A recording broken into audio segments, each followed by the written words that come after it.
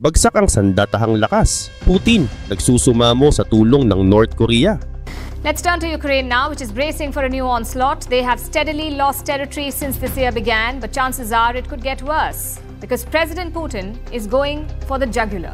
Habang patuloy ang digmaan sa pagitan ng Russia at Ukraine, ay unti-unting lumalabas ang mas madidilim na bahagi ng totoong nangyayari. Maraming mga sundalong pinipilit sumali kahit ayaw nila. Mga pamilya na ginagawang kabuhayan ang pagkamatay ng mahal sa buhay. At gobyernong mas pinipili ang propaganda kaysa sa katotohanan.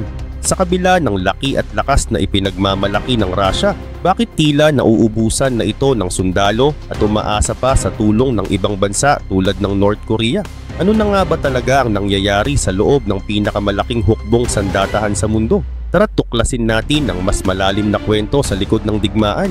Pero bago tayo magsimula ay baka pwedeng paki-like at subscribe ng video na ito. Malaking tulong at bagay na ito sa aming mga content creators. Maraming salamat po, kaya naman simulan na natin. Ngayon ay muling umigting ang tensyon sa digmaan sa pagitan ng Russia at Ukraine. Sa pinakabagong announcement mula sa Kremlin ay inanunsyo ni Pangulong Vladimir Putin ang isa sa pinakamalaking hakbang na ginawa niya sa nakaraang maraming taon, ang pagtawag ng 160,000 na karagdagang mamamayan para ipasok sa militar. Ayon sa ulat, ito na raw ang pinakamalaking conscription o sa pilitang pagpapasundalo sa loob ng halos 14 na taon. Ang kautosang ito ay agad na ipatutupad ngayong spring season at walang ligtas dito ang sinumang lalaking may edad na 18 hanggang 30. Pero kung iisipin, bakit kailangan ni Putin ng ganito karaming sundalo ngayon? Ano ba talaga ang nangyayari sa hukbong sandatahan ng Russia? Samantala, matagal nang ipinagmamalaki ng Russia na isa sila sa pinakamalalakas na military force sa buong mundo. Pero sa aktwal na labanan, lalo na sa mga huling buwan, ay tila hindi ito totoo.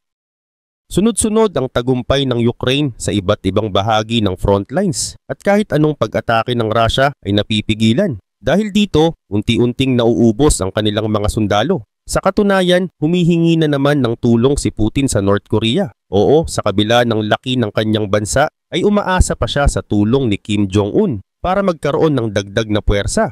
Gayun din naman, mas lalo pang nakakagulat ang balita na kahit mga pulis ng Russia na ang trabaho sana ay panatilihin ang kaayusan sa loob ng bansa ay pinapadala na rin sa labanan. Ibig sabihin kahit ang mga hindi naman talaga sundalo ay ginagawang panangga sa bala sa gitna ng digmaan. Ayon sa mga eksperto, isa sa mga dahilan kung bakit malaki ang kakulangan sa sundalo ay dahil sa hindi maayos na pagtrato ng mga commander sa kanilang mga tropa. Sa halip na alagaan ng mga ito ay parang wala silang halaga. Hindi rin sila tinitingnan bilang tao, kundi parang mga gamit lang na isinusulong sa digmaan kahit alam na maaring masawi.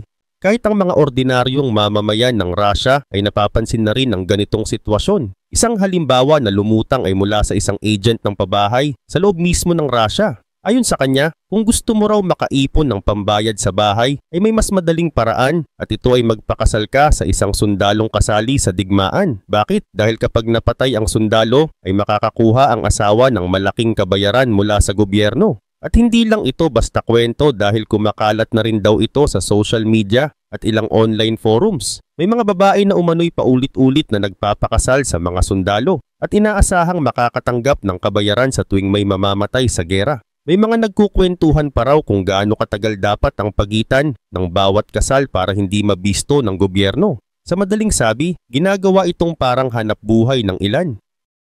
Kaugnay pa nito, ngayong spring season ay ipinapatupad ang sapilitang draft para sa 160,000 bagong sundalo. At ayon sa ilang tagasuri, ito raw ang pinakamataas na bilang sa mga nagdaang taon. Noon kahit may kota na mahigit 130,000 kada taon, ay hindi naman ito laging naaabot dahil marami ang gumagawa ng paraan para makaiwas. Ngunit mula noong sumiklab ang gera noong 2022 ay mas naging mahigpit ang pagpapatupad ng batas. Kaya ngayon kahit ayaw ng Kremlin na ulitin ang naging gulo noong partial mobilization ay pilit nilang pinupunan ng kakulangan sa sundalo sa pamamagitan ng mas aggressive draft.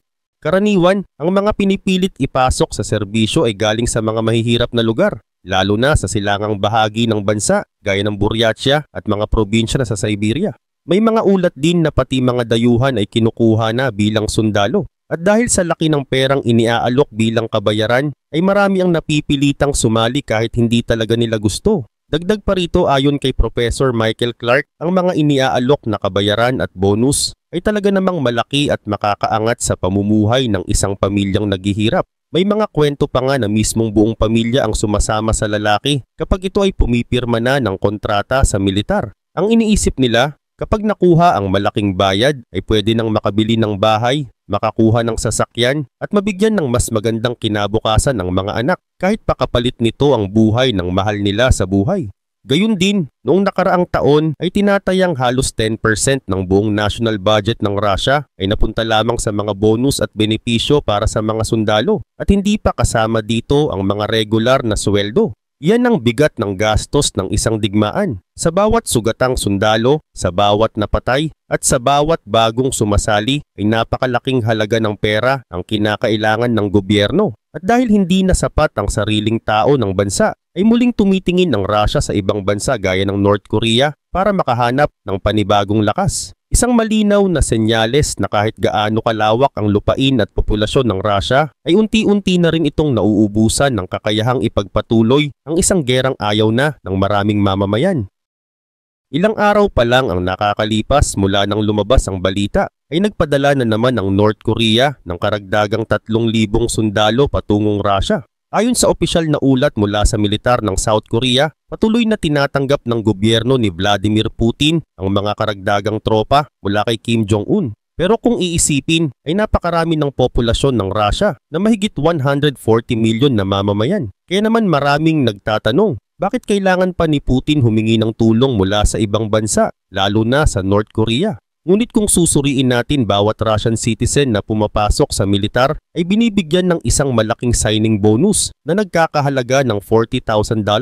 Pagkatapos noon ay tumatanggap sila ng buwanang sahod na nasa pagitan ng $500 hanggang $2,000 depende sa kanilang posisyon. Kapag sila ay nasugatan sa gitna ng labanan ay may kabayaran rin silang $30,000 at kung sila ay mapatay ay $70,000 naman ang ibinibigay sa kanilang pamilya bilang kabayaran sa pagkawala nila.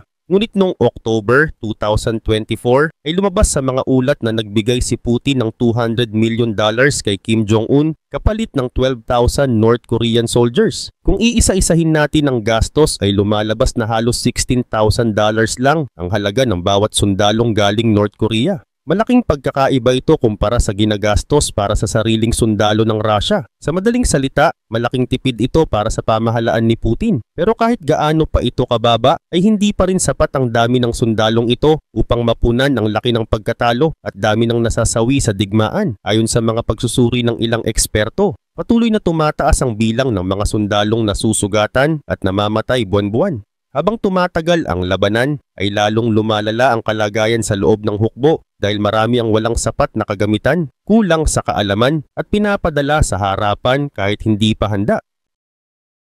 Lumabas rin sa isang ulat ang malinaw na datos. Habang dumarami ang suporta na natatanggap ng Ukraine mula sa iba't ibang bansa sa Europe, ay mas lumalakas ang paninindigan nito laban sa pagsalakay ng Russia. At habang naninindigan ang United States na hindi nito iiwan ng Ukraine, ay mas lalong nabibigatan ang Russia sa kanilang ginagawa. At ang resulta ay tumataas ang bilang ng mga casualties sa panig ng Russia. Sa katunayan, isang ulat ang nagpakita kung gaano karami ang mga teritoryong sinubukang kunin ng Russia. Noong buwan ng March ay umabot lang sa 130 square kilometers ang teritoryong nakuha ng Russia. Pero kapalit nito ay 41,000 na sundalo ang namatay. Kung susumahin ay halos 315 sundalo ang kailangang mawala para lamang sa bawat isang square kilometer na kanilang inaagaw. At kung ipagpapatuloy pa nila ang ganitong klaseng strategy, ay lumalabas sa calculation na kakailanganin pa nila ng mahigit 152 milyon na sundalo na handang isakripisyo ang sarili kung gusto nilang sakupin ang buong Ukraine. Dahil dito ay nagiging mas aggressive na ang paraan ng Russia sa pagkuha ng mga bagong sundalo. Hindi na sapat ang mga volunteers na pumapasok sa militar, kaya pati mga sibilyan ay pinupuntirya na. May mga ulat din ng sapilitang pagkuha sa mga kalalakihan o mga ordinaryong tao na kinuha habang nasa kalsada, nasa trabaho o kahit habang nagdarasal sa simbahan. Hinuhuli sila at agad na dinadala sa mga lugar ng labanan kahit hindi pa sila dumaan sa tamang training. Kaugnay pa nito may lumabas ding video kung saan makikita ang mga construction worker na sabay-sabay na nagtakbuhan mula sa isang gusaling tinatrabaho nila. dahil narinig nila ang presensya ng mga pulis at alam nilang posibleng damputin sila at sapilitang ipadala sa giyera. Sa ibang ulat naman ay binanggit ang mga delivery rider ng isang services na kahalintulad ng food delivery sa Russia. Ayaw na raw ng maraming rider na tumanggap ng order dahil takot silang hulihin habang nasa kalsada. May ilang kaso na raw ng mga rider na habang nagde-deliver ng pagkain ay biglang hinuli at dinala sa Ukraine para ipaglaban ang digmaan ng gobyerno. At pagdating nila sa harapan ay walang training, walang sapat na armas, walang proteksyon at basta itinutulak na lamang sila sa harap ng digmaan. Ginagawa rin silang panangga sa kalaban. Sila rin ang unang naaabot ng putok ng bomba at ng panganib. Bukod pa rito, ayon sa mga dokumentong nakuha mula sa pakikinig ng komunikasyon ng Russia, may mga pagkakataon daw na mismong mga opisyal ng Russia ang naguutos sa kanilang mga sundalo na barilin ang sarili nilang kasamahan kapag umatras sa labanan. Mula sa impormasyon ng Ukrainian 63rd Brigade, mismong mga commanders ng Russia ang nag-utos na gamitin ng drones para barilin ang mga sundalo nila na umatras o tumakbo palayo mula sa gulo. Sa ganitong sistema ay wala kang ligtas na direksyon. Kapag umatras ka ay pwede kang barilin ng sarili mong kasama. Kapag sumugod ka ay baka ikaw naman ang unang tamaan ng bala ng kalaban. At habang patuloy ang ganitong kalagayan ay may mga journalist sa loob ng Russia na tahasang nagsasabing hindi na raw mahalaga ang katotohanan. Ang mas mahalaga raw ngayon ay ang kwento na nakakatulong para manalo. Ayon sa kanila, panahon ng digmaan ito, hindi katotohanan ang kailangan, kundi propaganda na magpapanatili sa suporta ng mga tao. Sa kasalukuyang sitwasyon sa Russia ay kapansin-pansin na unti-unti nang nawawala ang kalayaan sa pagbabalita at ang mga dating pinanghahawakang pamantayan ng journalistic ethics o ang tamang asal ng mga mamamahayag. Ayon sa ilang kilalang personalidad ng media ron, kung sakaling may isang reporter na makakita ng dokumentong may tatak na secret sa mesa ng isang sundalo, ang pinakamatalinong desisyon ay ang huwag na itong banggitin sa kahit kanino. Mas mabuting manahimik na lang kaysa malagay sa kapahamakan dahil sa ilalim ng kasalukuyang kalagayan, ang pagsasabi ng totoo ay maaari nang ituring bilang krimen. Pero ang mas nakababahala pa rito ay ang pahayag ng ilang kilalang propagandist sa telebisyon ng Russia na sa panahon ng digmaan ay wala na raw puwang ang katotohanan. Hindi na raw mahalaga kung ano ang totoo, kundi kung paano mo ito magagamit para makuha ang panig ng tao. Ang mahalaga ay ang kakayahan mong kontrolin ng kwento. Kahit pa ang paraan ay pagsisinungaling o pagtatago ng impormasyon. Kung ang isang balita ay may posibilidad na makapagpababa ng moral, makapaghasik ng takot o makapag-udyok ng pagdududa, ay mas mainam daw na huwag na itong ipalabas sa publiko. Isa sa mga pahayag na kumalat ay ang linyang, ang hindi magandang katotohanan ay sumisira. Ibig sabihin, kapag masyadong masakit ang totoo, dapat daw itong ikubli para hindi mabigla ang mga tao. Ayon sa kanila, ang mamamayan ay hindi handang tanggapin ang katotohanang puno ng sakit, takot at kawalan ng pag-asa. At dahil dito ay mas pinipiling itago ang mga mahahalagang impormasyon upang hindi mabuksan ang isipan ng tao sa realidad ng digmaan. Ganito ang umiiral na pag-iisip ngayon sa ilang bahagi ng Russian state media kung saan ang layunin ay hindi maghatid ng totoo, kundi mapanatili ang kontrol sa isip at damdamin ng publiko. Habang nagpapatuloy ang ganitong sistema, kasabay namang lumalala ang epekto nito sa mga pamilyang may mahal sa buhay na ipinadala sa giyera. Maraming ina, ama, asawa at anak ang hanggang ngayon ay hindi pa rin alam ang naging kapalaran ng kanilang mga mahal sa buhay na ipinadala sa labanan. May mga sundalong hindi na muling nakauwi at ang masakit pa ay walang maibigay na paliwanag sa kanilang pagkawala. Kahit ang mga ospital, punerarya at mismong militar ay tikom ang bibig. Kapag nagtanong ang pamilya, ang sagot ay puro pag-iwas at kawalan ng kasiguruhan. May mga pagkakataon pa nga raw na ang mismong mga opisyal ay pinapatahimik din. Gayun din dumarami ang mga ulat ng mga ospital na punuan na at hindi na makayanan ang dami ng mga sugatan. Ang mga punerarya naman, lalo na sa mga lugar tulad ng Rostov, ay halos hindi na magkaintindihan sa pagproseso ng mga katawan ng mga namatay. Ang ilan sa mga ito ay hindi na rin naipapakita sa mga kaanak at sa halip ay inilalagay na lang sa listahan ng missing o nawawala. Sa gitna ng ganitong krisis ay lumantad ang ilang pamilya at nanawagan kay Vladimir Putin. Buwang loob nilang ipinaabot ang kanilang hinaing mula pa noong buwan ng November hanggang December, January at February ay dumarami ang mga sundalong nawawala. Wala kaming natatanggap na malinaw na sagot. Hiling po namin ay dagdagan ninyo ang mga search and evacuation teams. Sinasabi po ng militar na kulang sila sa tao. Isa pa, sana ay tutukan ninyo ang kalagayan ng Rostov Morgue. Sobrang dami na po ng katawan doon. Ang iba ay hindi pa rin nakikilala. Nakakatakot na po ang itsura ng lugar at lalong nakakadagdag sa sakit na nararamdaman naming mga naulila. Dagdag pa ng mga pamilya, hindi na rin daw nagbibigay ng impormasyon ng mga ospital. Wala silang access sa impormasyon kung buhay pa ba ang kanilang kamag-anak, kung sugatan ba ito, o kung isa na ito sa mga hindi na muling makakauwi. Marami sa kanila ay natutulog sa kawalan, umaasa sa kahit anong balita na maaring magbigay linaw. Pero sa halip na sagot, ang dumarating ay katahimikan. At kung ikukumpara ang ganitong kalagayan sa sitwasyon sa Ukraine, makikita ang malinaw na pagkakaiba. Sa kabila ng patuloy na hirap sa kanilang panig, ay pinipilit ng Ukraine na bigyang halaga ang bawat buhay ng sundalo at sibilyan. Totoo, nahihirapan na rin silang makakuha ng mga bagong recruit. Marami sa kanilang kababayan ang umalis ng bansa upang umiwas sa sapilitang military service. Ngunit kahit ganoon ay nananatiling matatag ang paninindigan ng kanilang pamahalaan na hindi sila papayag na matapos ang digmaan kung ang kapalit ay ang pagsuko ng kanilang teritoryo at kalayaan.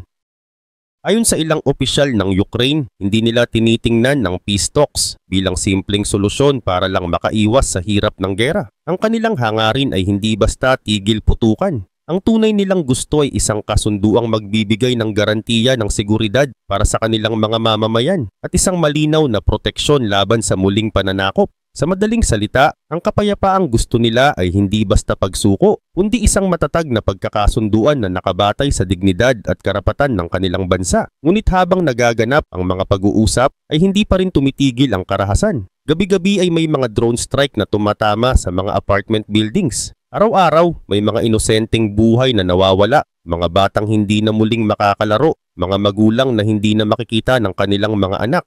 Sa kasalukuyang kalagayan ng digmaan sa pagitan ng Ukraine at Russia, ay malinaw na nauunawaan na ng mga Ukrainians na hindi ito basta-bastang laban na agad matatapos kapag nagsabi sila ng tama na, susuko na kami. Hindi ito katulad ng ibang mga gera kung saan pwedeng itigil ang labanan sa isang kasunduan lang. Sa sitwasyong ito, kahit pa sumuko ang Ukraine ay hindi ibig sabihin ay titigil na ang pag-atake ng kalaban. Ang Russia, base sa kanilang ipinakitang ugali, ay hindi basta sumusunod sa kasunduan. At kung titigil man ang Ukraine sa pakikipaglaban, malamang ay mas madami pang lugar ang sasakupin at mas marami pang tao ang magdurusa. Yan ang dahilan kung bakit hindi sila umaatras, hindi sila humihinto. Dahil alam nila na kapag tumigil sila ay mas malala ang mangyayari. Ang mga karanasan sa Bucha at Mariupol ay malinaw na paalala kung ano ang maaaring kahihinatnan kapag hindi na ipaglaban ang kanilang kalayaan. Maraming inosente ang napatay, mga bahay ang nawasak at buong pamayanan ang nabura. Kaya sa kabila ng pagod, hirap at matinding pinsala ay patuloy pa rin silang lumalaban. Ngunit alam rin nila na hindi sapat ang tapang lang. Kailangan nila ng tulong mula sa labas. Kailangan nila ng malinaw at matibay na proteksyon mula sa ibang bansa. Isang klase ng tulong na hindi lang puro salita, kundi may kasamang aksyon. Maaaring ito ay sa anyo ng isang grupo ng mga International Peacekeeping Force, isang puwersa na talagang may kapangyarihang siguruhin na ang anumang kasunduan ay susundin at hindi basta-basta lalabagin. Pero sa ngayon ay marami ang nagsasabi na halos wala ng tiwala ang Ukraine sa kahit anong kasunduan na isusulong ng Russia. At may dahilan sila para sa ganitong pananaw. Sa maraming pagkakataon ay nangako na ang Russia ng tigil putukan o kapayapaan. Pero sa huli ay sila rin ang unang lumabag. Parang paulit-ulit na lamang ang nangyayari, pirma ng kasunduan, tapos atake na naman. Kaya mahirap para sa Ukraine na maniwala muli. Kaya naman habang tumatagal ay mas tumitibay ang paniniwala nila na hindi pwedeng ipagkatiwala sa salita lang ang kapayapaan. Bagamat parang hindi alintana ng pamahalaan ng Russia ang dami ng kanilang mga sundalong namamatay, may mga nagsasabing darating din ang oras na mapipilitan silang bigyang pansin ito. Lalo na kung ang mismong kabisera ng bansa, tulad ng Moscow at St. Petersburg, ay magsimulang maramdaman ang bigat ng gera. Kung ang mga taga-syudad na ito ay makakakita na ng mga kabaong, makakaranas ng pagkalugi sa negosyo o mawalan ng trabaho, ay tiyak na mas mabilis ang magiging reaksyon ng mamamayan. Sa ngayon kasi ay hindi kinukuha ng gobyerno ang mga sundalo mula sa mga syudad na ito. Mas pinipili nilang kumuha mula sa mga malalayong probinsya, doon sa mga lugar na hindi masyadong napapansin. Gusto nilang itago ang epekto ng gera sa mga lugar na malayo sa mata ng publiko. Pero hindi ito magtatagal. Kapag naapektuhan na ang kabuhayan, ang mga industriya at ang workforce ay mabubunyag din ang totoo. Samantala, habang nahaharap sa mga problemang ito ang Russia, ay may sarili ring pagsubok ang Ukraine. Isa na rito ay kung paano nila mahihikayat ang kanilang mga kababayan na bumalik sa bansa at tumulong sa laban. Maraming lalaki ang umalis ng Ukraine para umiwas sa draft. Ngayon ay kailangan silang hikayatin ng gobyerno na bumalik, ngunit hindi ito madali. Kailangang tiyakin sa kanila na kung babalik man sila at magiging bahagi ng militar, sila ay mabibigyan ng tamang pagsasanay, sapat na kagamitan at malinaw na layunin. Kailangan ding ipakita sa kanilang mga pamilya na ang mga sundalo ay inaalagaan at hindi basta-basta isinasabak sa panganib. Pagdating naman sa usaping kapayapaan, maraming bagay ang kailangang pag-isipan ng maigi. Para sa Ukraine, ang pinaka-ideal ay maibalik ang lahat ng teritoryong nawala sa kanila, lalo na ang mga hangganan na umiiral noong taong 1991. Pero ayon sa ilang tagamasid, may mga lumalabas ng panukala mula sa ilang opisyal sa Amerika. Una, hindi na tatanggapin ang Ukraine bilang kasapi ng NATO. Ikalawa, hindi na magpapadala ng sundalong Amerikano kahit magkaroon ng tigil putukan. At ikatlo, hindi na ibabalik ang mga teritoryong nakuha ng Russia simula noong 2014. Para sa maraming eksperto, hindi ito magandang simula ng usapan. Ang pagbibigay agad ng mga konsesyon kahit wala pang formal na negosasyon ay parang pagbibigay ng advantage sa kabilang panig. Malaki ang kapangyarihan ng Amerika sa usaping ito. Kung gugustuhin nila ay kaya nilang kontrolin ang kita ng Russia sa langis at gas. Maaari rin silang magpadala ng mas malaking suporta sa Ukraine. Ngunit sa ngayon tila hindi pa nila lubos na ginagamit ang kanilang kapangyarihan. Dahil dito ay napipilitan ang ibang bansa gaya ng United Kingdom, Canada at mga bansa sa Europe na punan ang kakulangan. Pero kung titingnan natin, may kakayahan naman ang Europe na gawin ito.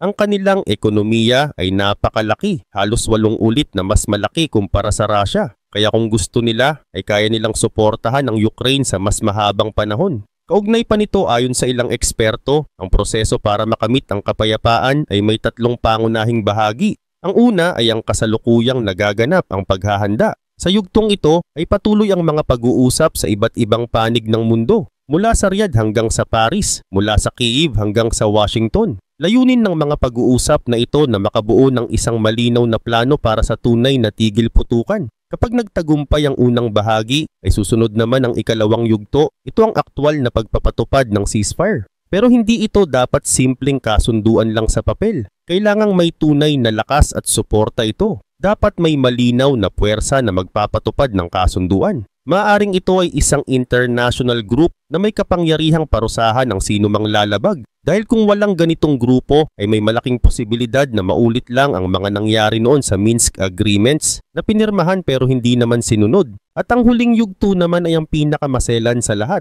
Dito na papasok ang tunay na negosasyon. Hindi na lang ito tungkol sa mga hangganan. Kasama na rin dito ang mas malalalim na usapin tulad ng seguridad, ekonomiya, diplomatic relations at pagkilala sa soberanya ng bawat bansa.